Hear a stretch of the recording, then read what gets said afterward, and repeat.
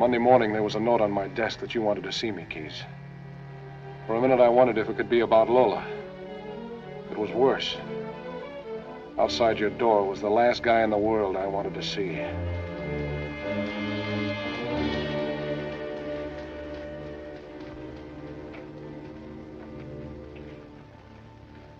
So, come in, Walter.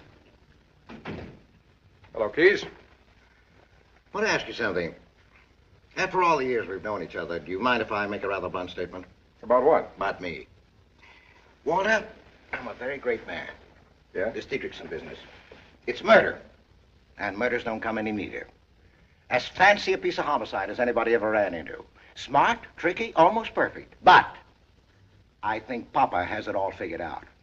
Figured out and wrapped up in tissue paper with pink ribbons on it. Go ahead, I'm listening. You know what? That guy Dietrichson was never on the train. He wasn't? No, he wasn't. Now, look, Walter, you can't be sure of killing a man by throwing him off a train that's going 15 miles an hour. The only way you can be sure is to kill him first, and then throw his body on the tracks. Now, that would mean either killing him on the train, or, and this is where it really gets fancy, you kill him somewhere else and put him on the tracks. Two possibilities. And I personally buy the second. You're way ahead of me, Keys. Well, look, Walter, it was like this. They killed the guy, the wife, and somebody else. Then the somebody else took the crutches and went on the train as Dietrichson. Then the somebody else jumped off. Then they put the body on the tracks where the train had passed. An impersonation, see? Cinched to work. Because it was night. Very few people were about. They had the crutches to stare at. They never really looked at the man at all. Fancy, all right, Keys, but maybe it's a little too fancy. Is it? I tell you, it all fits together like a watch. Now, let's see what we have in the way of proof. The only guy who really got a good look at this supposed Dietrichson is sitting right outside my office.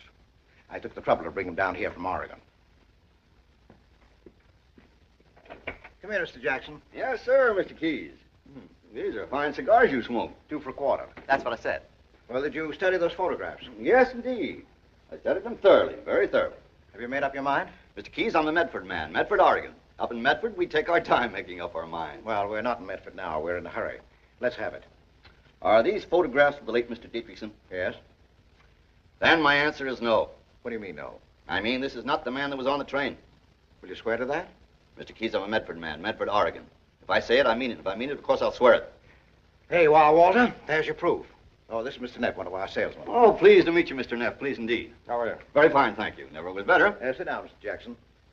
Just how would you describe the man you saw on the observation platform? Well, I'm pretty sure he was a younger man. About 10 or 15 years younger than the man in these photographs. Dietrichson was about 50, wasn't he, Walter? 51, according to the policy. The man I saw was nothing like 51 years old. Of course, it was pretty dark out on that platform. Come to think of it, he tried to keep his back towards me. But I'm positive just the same. Well, thank you, Jackson. Of course, you understand this matter is strictly confidential. We may need you again down here in Los Angeles if the case comes to court. Anytime you need me, I'm entirely at your disposal, gentlemen. Expenses paid, of course. Oh, yes, of course. Get me Lubin in the cashier's office. Hello, Lubin, this is Keys. Listen, I'm sending a man named Jackson down to you with an expense account. Well, we brought him down here from Medford, Oregon in connection with the Dietrichson claim. Uh-huh. Well, you take care of his hotel bill, will you? And Ever been in Oregon, Mr. Neff? Yeah, coming right down. No, I've never been up there. Okay. Oh, wait a minute. You go trout fishing? Maybe I saw you up Klamath Falls way. No, I don't fish.